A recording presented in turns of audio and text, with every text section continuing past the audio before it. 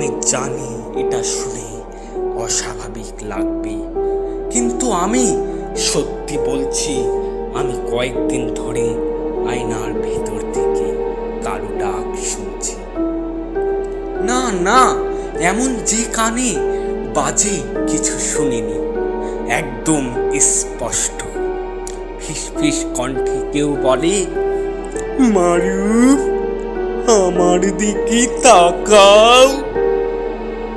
প্রথম দিন ভেবেছিলাম ঘুমের ঘুম, দ্বিতীয় দিন ভয় পেয়ে আয়নার দিকে তাকালাম, কিন্তু আয়নায় শুধু আমার ছবি ছিল।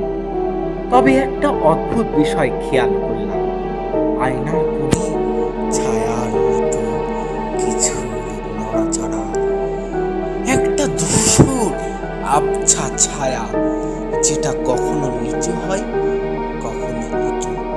আমি এগিয়ে গিয়ে আয়নাটা মুছে দেখতে গেলাম, আমি তো আর তখনই।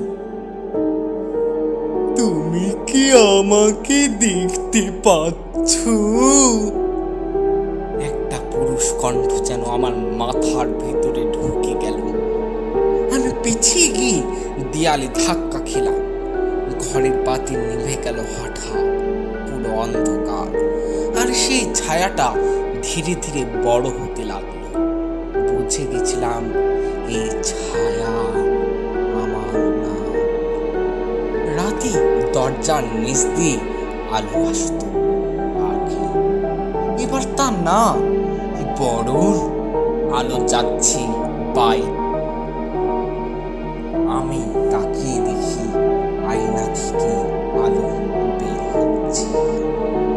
আমি আয়নার দিকে ফিরতে আমার প্রতিচ্ছবির চোখ ছিল না, দুটো ফাঁকা গর্ত, আর সেই গর্তের ভেতর থেকে ছায়ার মতো ধোঁয়া বের হচ্ছে। হঠাৎ করে আয়নার ভিতরে মারুফ বলল, তুমি ভুল করেছো মারুফ, আমাকে ডেকেছো, আমি এসেছি। আমি চিৎকার করতে পারিনি, আমার গলা যেন শুকিয়ে গেছে। ঘরের এক কোণ থেকে ছায়াটা এগিয়ে এলো, আর আমার সামনে দাঁড়িয়ে ফিস ফিস করে বলল, তুমি আমার জায়গা নিয়েছো, এবার আমি তোমার জায়গা নেব। আমি দরজার দিকে দৌড় দিলাম, দরজা বন্ধ। জানালার গিয়ে দেখি বাইরের রাস্তা নেই, শুধু ছায়া, চলন্ত ছায়া, যেগুলো জানালা মাথা ঢুকছে।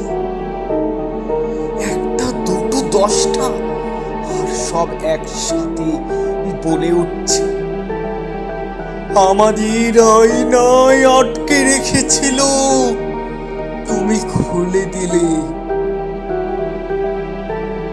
এখন আমি আয়নার ভেতর। যখন আপনি আয়নায় তাকাবেন, আপনি পেছনে যে ছায়া দাঁড়িয়ে থাকবে দেখবেন না আপনি, কিন্তু সে দেখবে আপনাকে, ডাকবে আপনার নাম ধরে। তুমি কি শুনতে পাচ্ছ?